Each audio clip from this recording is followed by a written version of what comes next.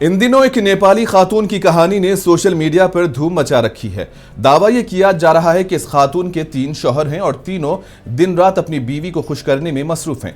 Viral कहानी के मुताबिक एक शौहर सुबह का नाश्ता बनाता है तो दूसरा रात को उसके पांव दबाता है और तीसरा घर के दीगर कामों में मदद करता है। उसी वक्त बीवी सारा दिन आराम करती रहती है और अपने शौहरों के तैयार करदा लजीज पकवानों से लुत्फानंदोज होती है। ये कहानी नेपाल में पोलेंड्री यानी कि जिसमें औरत के एक से ज्यादा शौहर होते हैं, नेपाल के हिमालयाई इलाकों जैसे कि हुमला, डोल्पा और मुस्तांग में राइज है। यहाँ पोलेंड्री की बुनियादी वजह माशी और समाजी है। इन इलाकों में जमीन महदूद है और भाई खानदान की जायदाद की तकसीम से बचने के लिए एक ही औरत से शादी करते हैं। इससे खानदान भी मुत्तहिद रहता है और वसाइल की तकसीम नहीं होती। इस वायरल वीडियो की सदाकत पर कई सवालात उठ रहे हैं।